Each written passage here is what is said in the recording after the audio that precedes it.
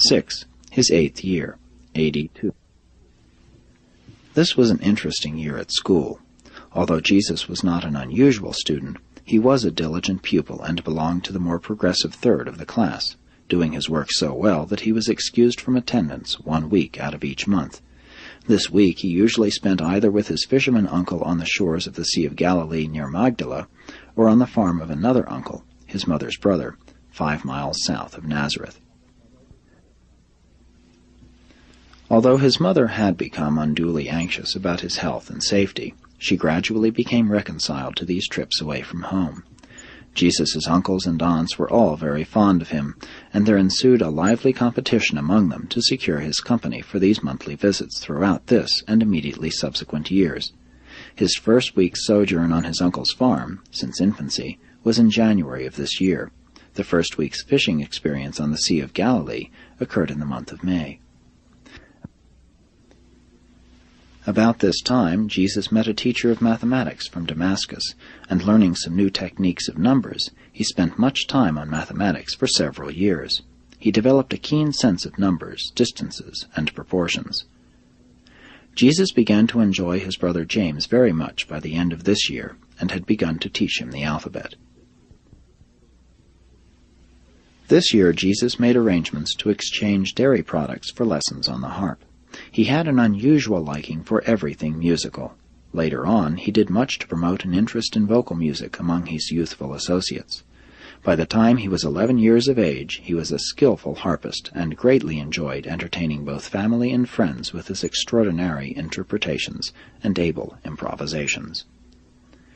While Jesus continued to make enviable progress at school, all did not run smoothly for either parents or teachers. He persisted in asking many embarrassing questions concerning both science and religion, particularly regarding geography and astronomy. He was especially insistent on finding out why there was a dry season and a rainy season in Palestine. Repeatedly he sought the explanation for the great difference between the temperatures of Nazareth and the Jordan Valley. He simply never ceased to ask such intelligent but perplexing questions. His third brother, Simon, was born on Friday evening, April 14, of this year, AD 2. In February, Nahor, one of the teachers in a Jerusalem academy of the rabbis, came to Nazareth to observe Jesus, having been on a similar mission to Zacharias' home near Jerusalem. He came to Nazareth at the instigation of John's father. While at first he was somewhat shocked by Jesus' frankness and unconventional manner of relating himself to things religious, he attributed it to the remoteness of Galilee from the centers of Hebrew learning and culture, and advised Joseph and Mary to allow him to take Jesus back with him to Jerusalem, where he could have the advantages of education and training at the center of Jewish culture.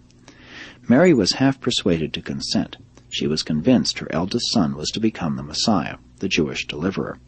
Joseph hesitated. He was equally persuaded that Jesus was to grow up to become a man of destiny, but what that destiny would prove to be, he was profoundly uncertain. But he never really doubted that his son was to fulfill some great mission on earth. The more he thought about Nahor's advice, the more he questioned the wisdom of the proposed sojourn in Jerusalem. Because of this difference of opinion between Joseph and Mary, Nahor requested permission to lay the whole matter before Jesus.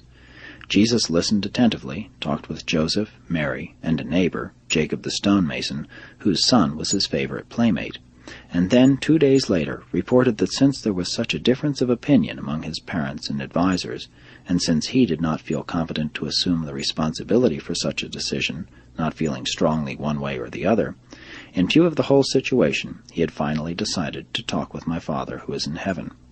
And while he was not perfectly sure about the answer, he rather felt he should remain at home with my father and mother, adding, "They who love me so much should be able to do more for me and guide me more safely than strangers who can only view my body and observe my mind but can hardly truly know me." They all marveled, and Nahor went his way back to Jerusalem. And it was many years before the subject of Jesus' going away from home again came up for consideration.